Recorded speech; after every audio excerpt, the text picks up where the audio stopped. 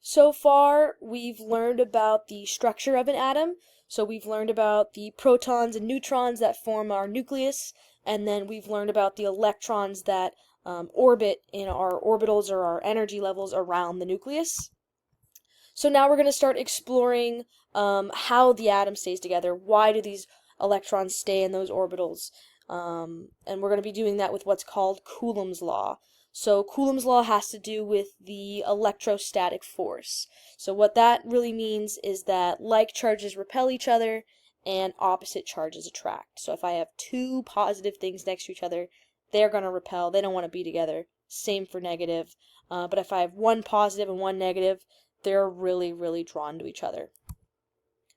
So, we can model Coulomb's force, and what I mean by that is we're going to be drawing arrows to represent our levels of attraction. So a big arrow means I have strong attraction, a small arrow means little attraction. So if I wanted to compare particle A and particle B, I look at my models. So particle A has a +1 nucleus charge, and then I have 1 electron in my orbital. And then particle B, I have a +2 nucleus charge and 1 electron in my orbital. So if I wanted to compare and determine which one has the stronger force of attraction, it's actually going to be particle B.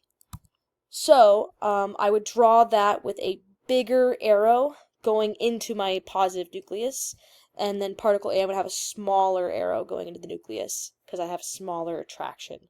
And the reason why particle B has a bigger attraction, or a stronger force of attraction, is because I have a bigger charge difference. So I have a more positive nucleus, so it's going to be able to pull in that single electron a lot stronger than my +1 over here.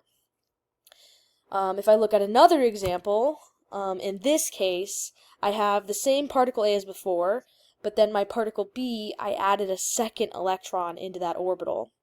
And if I wanted to compare these two, then again, particle B is still going to be my stronger force of attraction, because again, that charge difference, that +2 as my nucleus, is able to pull in those electrons a lot better than my +1. There is some repulsion occurring in this orbital. So if these two electrons get too close together, they're going to repulse each other, but just a little bit. Not as much as compared to how much they want to be attracted to our positive center. So even with those little repulsions, if those electrons get too close together, that attraction towards that +2 is still a lot bigger than my attraction towards my +1 with particle A.